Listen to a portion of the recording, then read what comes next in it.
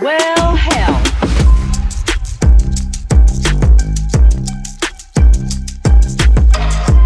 Welcome back to Tech Travel and Twang. Well, hi there. Welcome back to Tech Travel and Twang. Jen Barbie here with Kristen Cruz. Hey, Kristen. Hello, Jen.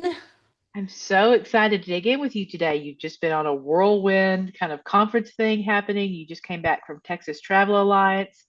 Some amazing takeaways, and I think it's a great time to talk meeting planners today.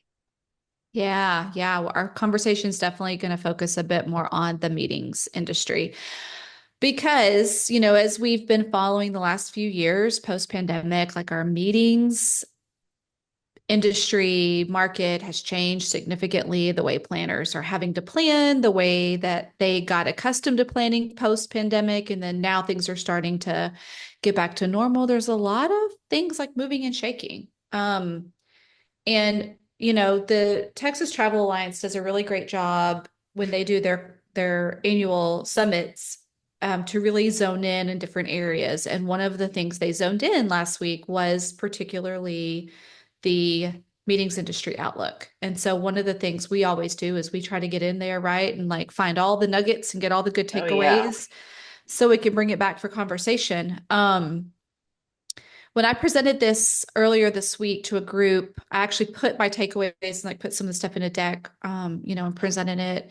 It was about 45 minutes worth of really in-depth information. So when I say that this session was jam-packed, it was jam-packed. There were some really great panelists from the DMO side as well as the meetings industry side. North Star, hosted and started a lot of the conversation on the panel. And they provided a study too that was really impactful, I think, just kind of in looking. And again, like we're talking about Texas, we're talking about the Texas Travel Alliance, really putting some good Hmm. meat out there for the DMOs in Texas. But a lot of what North Star did was pretty national. I mean, it's really looking at the entire meetings market Well, because that'd be obviously interesting. Texas brings in a ton of meetings from out of state. Absolutely. But it'd be really interesting to see, like, what for you were some of the key takeaways in terms of maybe something that surprised you that you didn't expect to hear. Mm. I don't know that it's super surprising, but a lot of the feedback from the panel, which I thought was interesting, was that the sports market is on the rise. Hmm. Associations, corporate isn't as heavy as it was, and now sports is beginning to, kind of be pretty far ahead of other events that are being planned. But what I will say is that just some key takeaways that I kind of we kind of expected because we're in this world all the time with our DMO clients and just the industry in general. There were some that were kind of like, okay, that's good to know that what we're Hmm. anticipating or what we've been thinking is sort of spot On on. track. Yeah. Yeah. And some of the big takeaways are that, rates are high, higher than what planners have expected in recent years or have or become accustomed to, I guess. Hmm. Demand is really strong because the meetings industry is making a comeback that's surpassing 2019 levels. So we're back to normal, but we're also surpassing normal at this point. And availability is really tight in a lot of markets. So one of the key takeaways for the DMO side was partnering with your hotels and becoming very responsive. Like RFP response was a big topic because planners are used to and have become accustomed to. It's almost like that, you know, buyer's market, seller's market scenario, but from a planner's perspective. They became accustomed for a while to the flexibility the DMO was willing to do for them, be able to negotiate contracts, have cheaper room rates, be able to pull off a meeting, that was not as expensive as it was, But it pre-pandemic. seems like over tourism is hitting the B2B market now and not just the leisure market in different ways.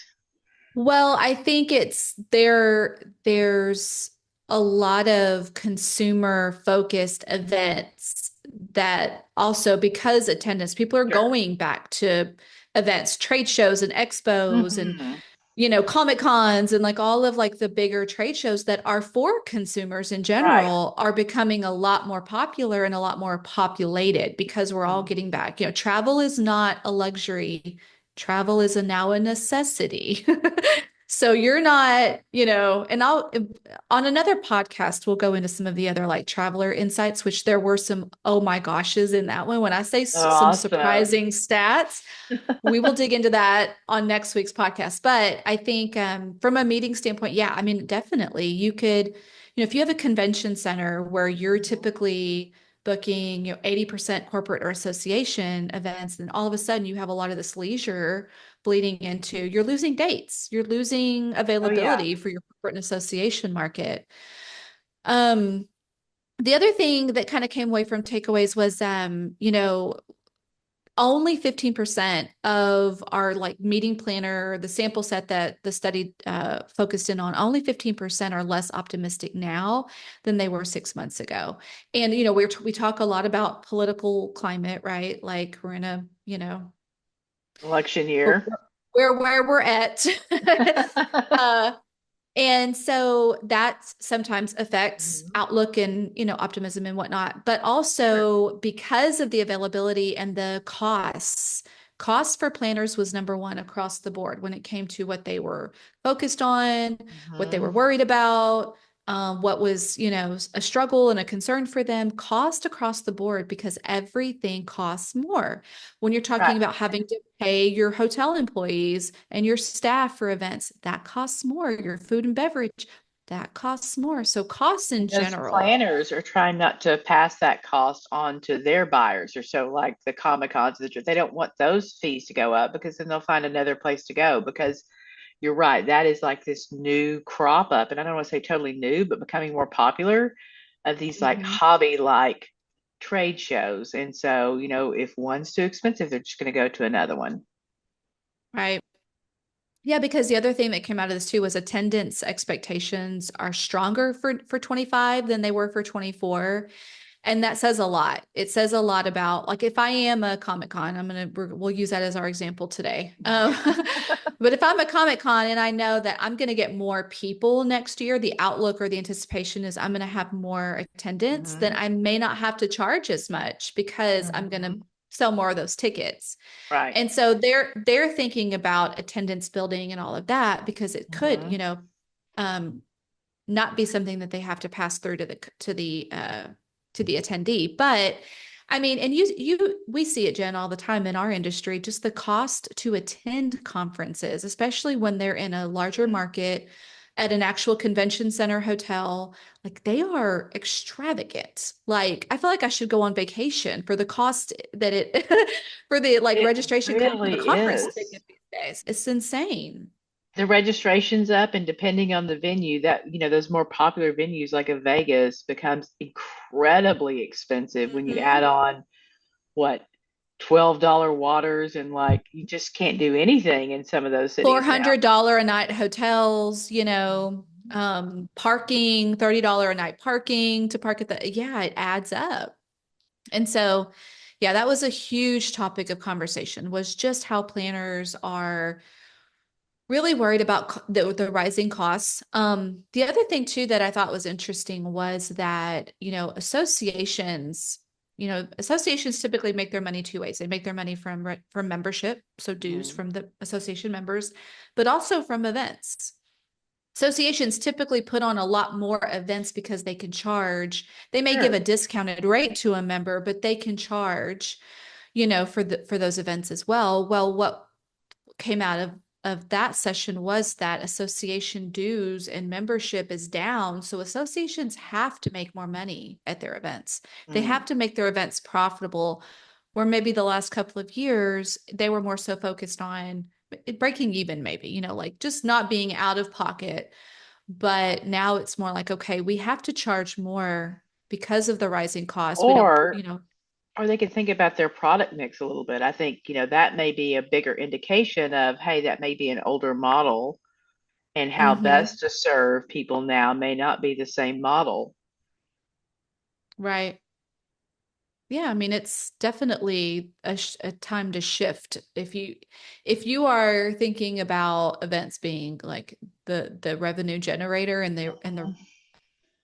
maybe that's something to reconsider for sure. Um, But I did want to walk through just a couple of things, Jen, just to Yeah, kind of kick off some please. conversation on some of the feedback from the panel. So, I was talking about cost being like Mhm. at the top of the list for planners, from what they're worried about to what they're focused on. But Right. also underneath that was quality, either of the venue or just quality as it relates to just destination experience. Hmm. And then accessibility. So ground and air accessibility has become one of the top three. And we obviously like, you got to be able to easily drive or fly into a meeting. And we know this because we've, smaller market DMOs who don't have a close airport or, who are trying to attract those from out of the region struggle with that. Hmm. And that was the case for a lot. I mean, obviously Texas is a giant state and we have our big markets, but Texas is a lot of square miles. And within those square miles, there are several destinations that are trying to pull meetings in, but don't have accessibility in the way that the larger markets do. And Right, right. I feel like that feeds the availability issue, right? Because then if you are realizing that accessibility is important for your attendees, you're less likely to book a smaller destination for the convenience, and you're more so going to book it because of the accessibility. And being in that larger space, we're not adding venues every day to a Hmm. large market, and so it becomes very compact. But that was another, I think, good takeaway from it.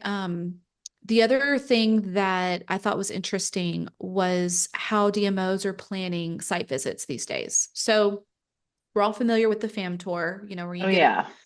a group in and you host them and whatnot for a few days, and you really kind of give them a tour. You put them Hmm. in the seat of the traveler or the planner, and you just allow them to kind of experience the destination. Right. Well, we fam tours, I think from a budget perspective, have fallen lower on the totem pole because so much more of our DMO dollar has to go towards advertising and Hmm. resources. And now you got social media in the mix, and someone's got to manage that. And so one of And the I think things, also with the rise of like 360 viewing and, venue viewing and all of that would also like contribute to that tip. absolutely. Yeah. Resources that you could familiarize your audience with outside of bringing them into a destination. Hmm. Extremely important because, and this is what I found interesting, there are a lot of destinations that are being choosy about their site visits and doing a more personalized approach. So, as an example, if I'm Susie B, Hmm. I'm coming into a destination or I'm planning around a destination and I'm thinking to myself, like, I really like the cost hits home. I'm checking the box on, it has the right venue. Um, but I'm not completely sold on safety, or I'm not completely sold on, walkability, or I'm really concerned with the political climate because it's in this XYZ state. Hmm. Instead of trying to work with that planner to really kind of sell them from a virtual perspective and like change their mind, they're flying people in. They're flying a particular planner with a particular opportunity and going, "Hey, come in, let me show you around. Let me give you a lay of the land." And they're dedicating those dollars to a more personalized site visit versus let's just get a group together and let's give the group the whole experience. Because those, let's say 50% of those FAM Hmm. attendees might have already been sold ahead of time. Are they going to say no to a FAM? Probably not. They're still coming along anyway. So it's a little bit more of a personalized approach. Again, I think because of the budget situation. Not everybody has FAM. FAM tours are expensive and they're extremely hard to plan when you have a tight, team of people And because it like you takes a said, lot of people are legwork. people are going to say yes. You're going to have a bunch of tire kickers versus a better ROI on that personalized experience. Mm-hmm. I It like is, that. yeah. Really interesting. Mm-hmm. Um, The other thing I think is really important is incentives. Incentives are important. And I think it was really, they were really trying to hit home with these DMOs in the room that if you don't have an incentive program or if you don't have an incentive in your back pocket, figure out how to get one. Because if you don't have one, comp set's going to have one, or your planner has become accustomed to getting one, regardless of whether Mhm. they've asked for it or not. So they're expecting a What little are some something to exa- sweeten the pot. What are some examples of some current incentives they talked about? They didn't really go into they didn't really talk about their incentives, I think, because Hmm. they obviously they're Yeah, talking to other DMOs in the room. keep those But cards just close to just the chest. yeah, but just from our experience with our own clients and things that we've seen work, obviously rebates are really important because it Hmm. gives the planner flexibility in the cost of actually, and that's the big cost, right? Being able to Hmm. host them at the hotel, and food and beverage is a big one. So, but the other thing is, I mean, there are creative ways to do incentives if you don't have a pot of money to pull from. And that may be partnering with your like local stakeholders or local organizations, even your EDCs to say, hey, do you guys have maybe sponsorship dollars to throw at this particular conference that we Hmm. could bring in this much revenue for us, maybe by hosting one of their receptions or by hosting breakfast or lunch and covering that food and beverage cost. And a lot of times you can sort of finagle a sponsorship budget into an incentive budget for a conference or an event, but you have to have those partnerships already kind of All like working together. So it's like working a. together. I think that way they can probably get very creative with it. And I really like what you said about the mixing the sponsorship with the local and the EDC. And I think if it's not a regular deal, it just seems like a big insurmountable task to take on. But I think you just gave great advice. But if you just break it down and go talk to your different local stakeholders and Mhm. gather it up like an Easter basket. Absolutely. Yeah. I mean, we did see in the study, which was really interesting too, is that planners are, let me see how they worded this because I want to say this right. They're gaining favor. Planners are gaining favor with hotels. And we know the importance of a DMO, right? Like if you're a planner, Mhm. you want to work with a DMO that could potentially be your liaison with 20 different hotels, right? Right. Versus having to work directly with 20 different hotels. But we notice obviously hotels are staffing up on sales managers. They're also Yeah. going after events. They're becoming a lot faster, a lot quicker, Mhm. a lot flexible, a lot more flexible. But at the same time, hotels have a very limited view of the potential incentive that a conference or an event bringing it to a destination has. They're going Mhm. to kind of know how they as the venue can incentivize, but what a Right. DMO does and their role in this is to bring the collective together because the incentive could be completely separate from the hotel. And a DMO has a better purview into what that could look like. And so that I think partnership is extremely important. Um, but yeah, those are just some samples of incentives. And I think too, it's do your homework, do your research. A lot of Oh yeah. times, DMOs do not like they're not out there marketing their incentives and putting them out for everyone, but they're pretty easily accessible. We have found a Mhm. lot of really great incentive samples for other clients, and just as we're doing our own homework, that are just generally available to kind of, and you can read the fine print on those and kind of just get a gist of maybe some to just test out. I think flexibility is important. So, like if you can give your planners an option for an incentive and not stick them in one category or another, I think that's important. Um, let's see, testimonials, which we already know. Testimonials are always important. But I did kind of hear that the best time to really get the best and the most Oh, this is going to be a good accurate, tip.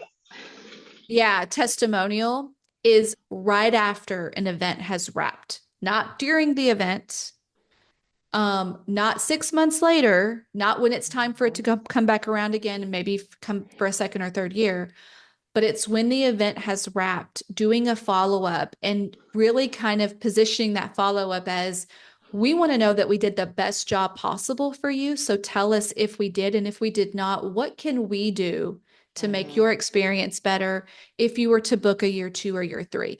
Because if that planner has maybe a few little things, like maybe just a few little things, little icks that they weren't And quite you're happy dealing with with, it. Yeah. they know you're dealing with it early enough and you know about it early enough that if I'm going to plan another event or potentially bring my event back a year from now, that gives you plenty of time to figure that out and to get that in order so that I can make that decision pretty easy, you And know. that's such a better approach because it's a win-win situation versus I think what we typically see is just that even if they do the immediate follow-up, it's like, can you please give me a testimonial? That's a very different vibe than the win-win scenario you just laid out. Right, right. Yeah. So yeah, I mean those were some of the biggest takeaways. I did gather, so for anybody listening, watching, if you guys want the deck that we put together, I did capture some screen grabs of North Star's meetings industry outlook report, which has like, organizations that they surveyed.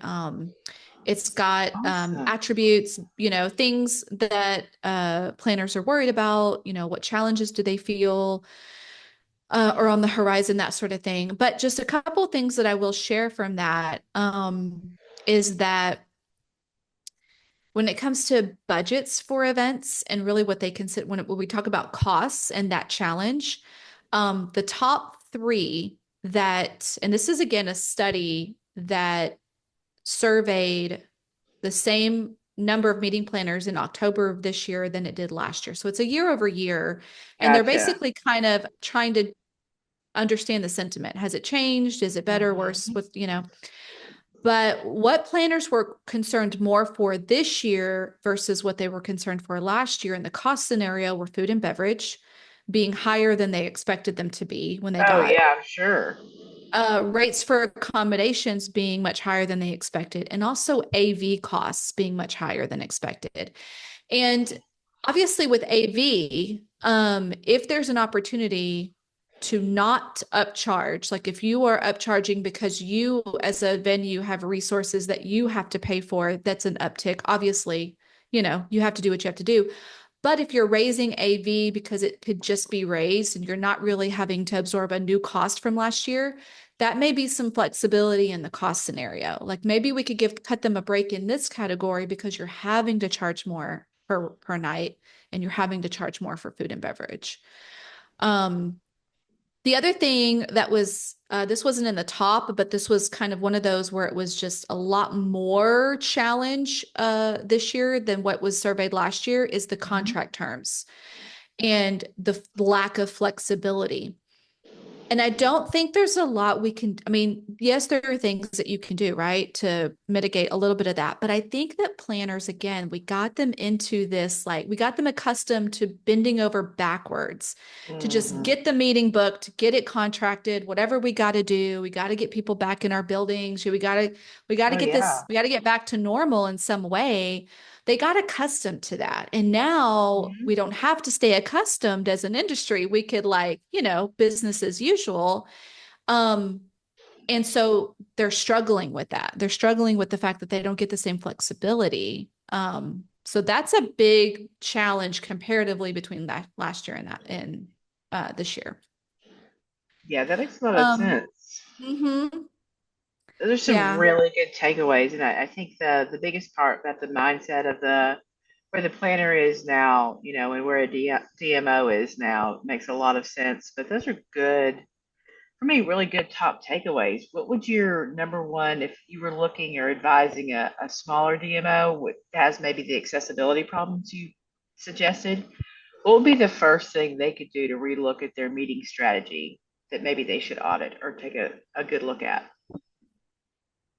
I think as a smaller DMO, not having the accessibility, obviously you're already limited to the types of meetings you can bring in market. Mm-hmm. And so you're locationally challenged. So you're looking for more of your social events and you're looking for more your sports events.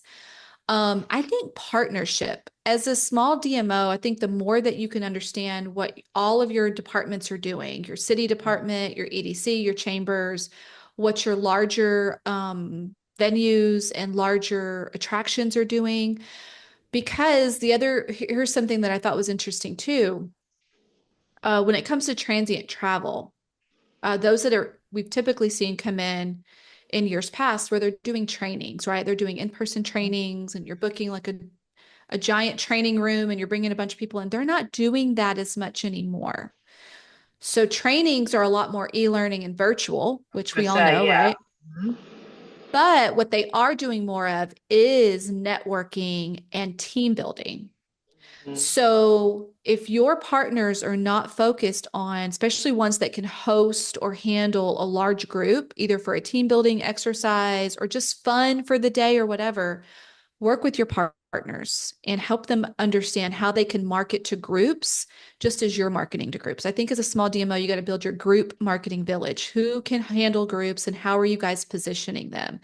Offer strategy sessions. Like here are tips and tricks that our DMO sales managers have used. This is how they get in front of group planners or, Mhm. or social group event people and teach them a few things that they Yeah, could then use in their own marketing efforts.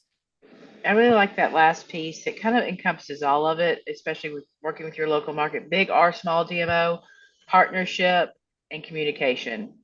I think Mm-hmm. those things are Mm-hmm. tremendous to kind of attack all the other things, but really great outlook, it sounds like, from a meetings perspective. Yeah, I think what's interesting too is that, what we have heard the last couple of years with DMOs is, and even hotels and convention centers is, man, I really wish planners would start planning 2 or 3 years ahead of time, right? Like this last minute Hmm. in the year planning events is like crazy. And it's stressful. It's stressful on the city, it's stressful on the venue, it's stressful on the planner.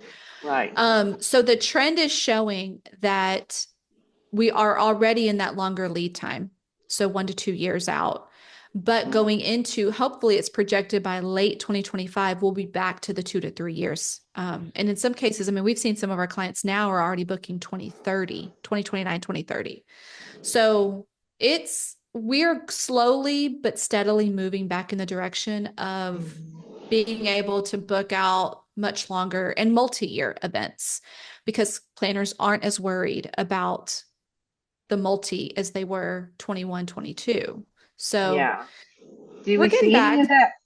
I kind of want to wrap up with this question because obviously I have to dig into the fear part of it. But do you see anybody like concerned about like the meetings market shifting again? And not that we have any threat of like shutdown or whatever, but are they completely throwing out any type of hybrid or virtual component? Are they still offering those like for general things? I think it's still I think it's still an option for a lot of association events to do hybrid. Obviously, the venues are still offering hybrid. Like that's I think Mhm. why the AV cost is still a challenge that's sort of in the top three. But at the same time, I think that planners have gone through so much logistic over the last few years of contracts being, making sure that they're Mhm. covered. These procurement agencies making sure that their clients are covered in the event of, and that was a lot. That was a big part of the headache with the pandemic Yeah. was we weren't really thinking about that. That wasn't really like you weren't really in the fine print going, "Hey, I need to make sure for a pandemic, Right. like I'm covered." But now I think it's assumed that it's already going to be covered. And if it's not, then it's easily something that, okay, we've got to make sure that we're covered on both sides, just in Hmm. case, just in the event of, but Well, it because doesn't sometimes seem it's like not that's a even. big fear. Yeah, I was gonna say I don't even think it's the case of like, a COVID situation or anything like that now. Like it could be we had some conferences obviously canceled because of the hurricanes. So I'm just wondering Hmm. like, you know, Absolutely. there's some sort of conversation or some sort of tips around crisis or movements or, that sort of piece that we have to deal Yeah. with. Yeah. I think the being flexible with Mhm. cancellation need. Like Jen, you were part of a cancellation that had to a big event that had to cancel in Florida last week or week before last. I can't even Before remember where we're last. at now. Mhm. Um, yeah, and just having that flexibility in your contract negotiations where you have a point person that you can call up and go, hey, there is a threat of this. And Yeah. whatever that disaster may be, having that opportunity to be able to do that with someone and also being covered in the event of, I think ahead of time. Yeah, for Hmm. anything. I think it's just part of the cadence up front. It's like something that's already sort of baked in for the most part with our contracts. But I think what I think we can wrap by saying that we are very optimistic on the attendance growth, meaning like we said earlier, travel, and even when it comes to those going to conferences, it's not a luxury, it is a necessity, whether it's for mental Mm-hmm. health, whether it's for continued education, whether it's for personal professional development. And even in some of the actual like study data that I saw, just generally speaking for travelers, we as a society are in debt up to our eyeballs and we're still traveling because again, it's a necessity, not a luxury. Okay. So true. Yeah, and you're seeing a lot of it happen with budgets in general in different companies. Professional and Mhm. personal development is extremely important. And so it's not just oh, it'd be great if we could do this. We have to figure out a way to work this in the budget because it's a Absolutely. necessity.